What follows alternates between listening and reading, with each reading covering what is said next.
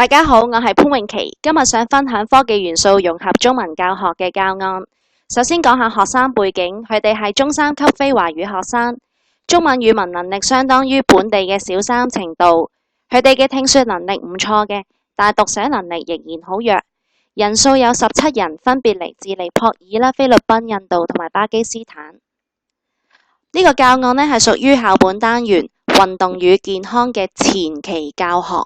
教學目標有3個，第一就係學生認識有關運動嘅字詞啦，第二就係學生可以篩選出聆聽資訊當中重要嘅信息，第三就係學生可以就日常生活嘅話題作簡單嘅討論。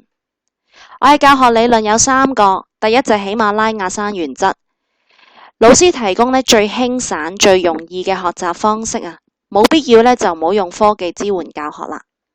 第二就係 TPACK， 即係老師可以根據教學情景嘅需要啦，考慮到學科嘅知識同埋教學方法，仲有科技嘅支援，設計出切合學習需求嘅教學方案。亦即係話善用呢個科技去解決教學上面遇到嘅問題。第3個嘅教學理論就係無縫學習啦。簡單嚟講就係利用資訊科技工具打破時間、空間、正式與否嘅學習界限。我嘅教學流程好簡單嘅，首先學生就認識字詞啦，跟住就進行聆聽同埋說話嘅訓練，咁配合翻佢哋先聽說後讀寫嘅學習方法。咁而資訊嘅工具都好簡單嘅，就係用到 Quizlet 同埋 SoundCloud 嘅啫。咁首先我就要求學生透過 WhatsApp 提交一幅運動嘅相片，相片嘅主角最好就係佢哋自己。咁因為我想用佢哋嘅相片去製作 Quizlet 嘅字詞卡。咁但係到製作嘅時候，發現到原來你想喺 Quizlet 度增加啲自己嘅相片原來係需要升級，即係要俾錢嘅。咁不過唔緊要啦，咁 Quizlet 其實都會提供咗大量嘅相片圖片俾你去選擇嘅。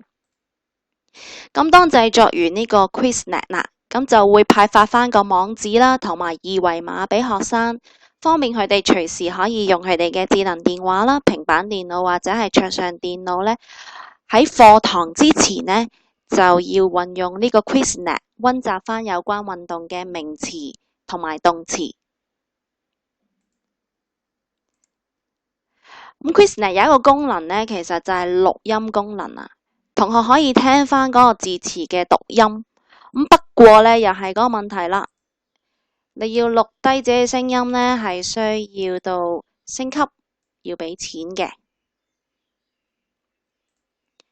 咁佢本身都會有錄音嘅，不過係普通話版就唔適合翻我學校嘅學生啦。咁不過Quizlet 都有可取之處嘅，就係佢除咗字詞卡之外仲會有一啲練習俾同學溫習翻嗰個嘅字詞嘅解釋啦，仲會有一啲算係幾有趣嘅遊戲俾佢哋去做溫習。咁簡單嚟講其實Quizlet 都有佢嘅好處嘅，就係學生可以喺課堂以外嘅時間學習啦，慳翻上課嘅時候同佢一啲嘅教學時間。咁另外最好嘅就可以照顧翻唔同程度學生嘅需要。對於能力比較強嘅學生嚟講Quizlet 就可以當係溫習，提取翻佢哋嘅記憶；而能力較弱嘅學生就可以隨時隨地無限次重複咁溫習翻字詞嘅解釋，又可以透過遊戲去認字。咁相比起課堂上面單純跟住老師去朗讀啊、抄寫啊，不停咁樣小測其實係顯然係有趣得多啦，亦都記憶得更加深刻嘅。咁第2步驟啦，就係學生佢學習咗一啲運動嘅基礎知識之後就希望佢哋可以將學到嘅嘢生活化，所以我就邀請學生特別會感興趣嘅人去進行簡短嘅訪問，包括到一位已經離開咗學校但深受學生愛戴嘅老師，佢哋而家現任2位新嚟嘅班主任啦，一位成日照顧佢哋嘅校務處職員啦。仲有就係一個佢哋好中意嘅非華語學生。咁訪問嘅內容就係佢哋最鍾意嘅運動員同埋最鍾意嘅運動。咁我製作嘅工作紙都好簡單嘅，起初呢，就係會有好多選擇題啦，跟住呢，就會係有啲嘅短答啦，或者係填充。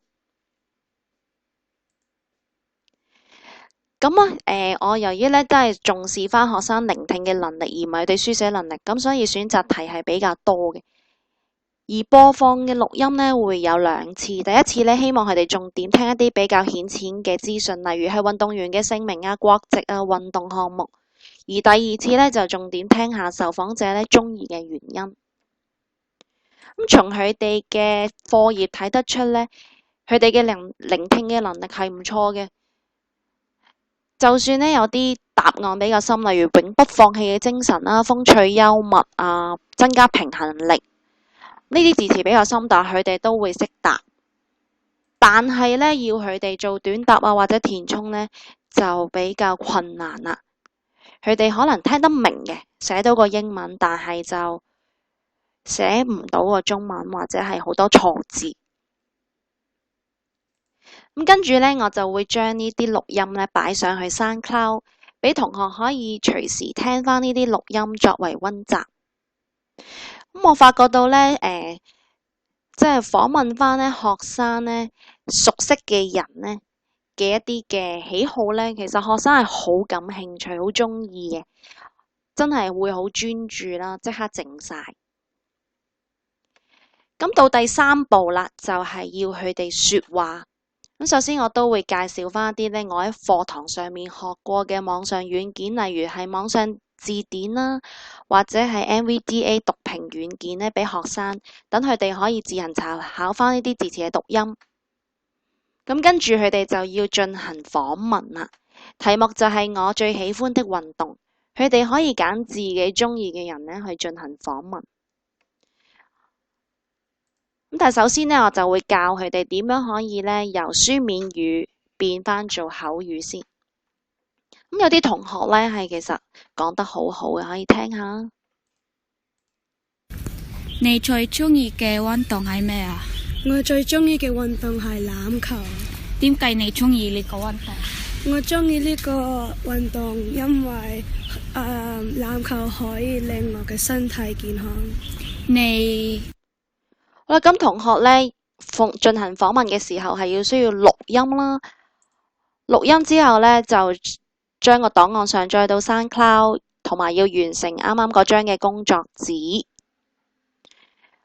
咁我就可以喺 SoundCloud 嗰度聽返佢哋嘅錄音啦。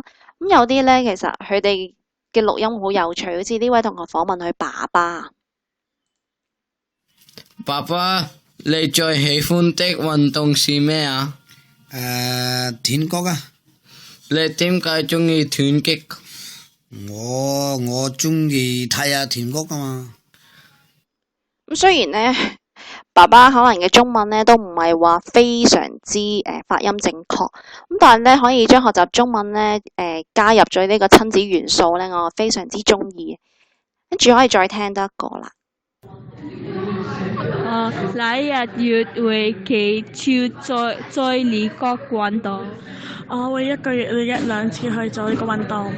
其實呢位同學呢，佢嘅說話能力好弱啊，唔知佢問乜，但係由於佢訪問返佢自己同班嘅同學呢，所以呢，同學都係答到佢嘅問題嘅。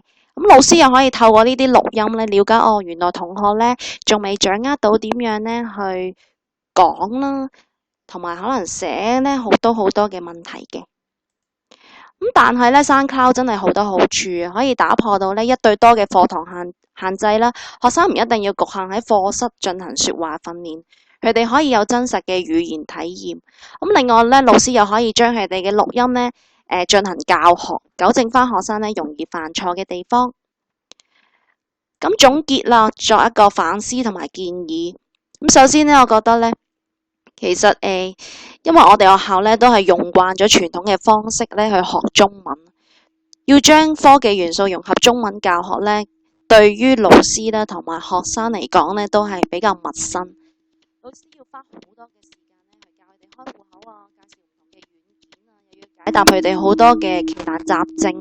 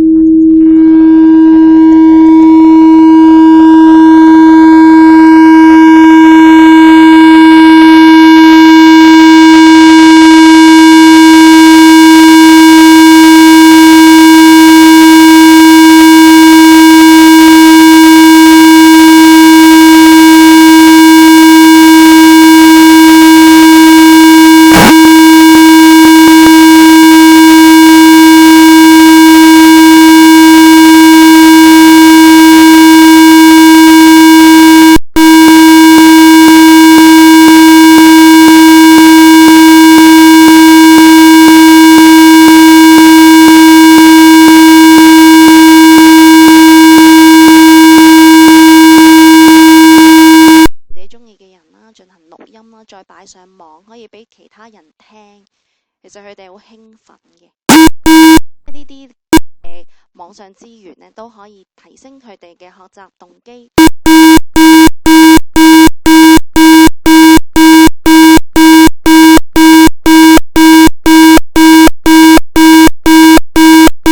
或者係難去記得呢啲字詞嘅解釋，放網上呢啲嘅軟件呢，就可以解決以上嘅問題啦。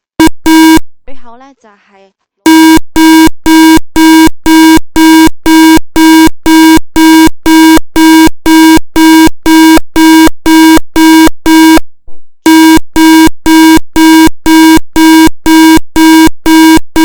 時間又會忽略咗其他嘅學生，全班一齊進行小組討論嘅話呢，老師又分身不下。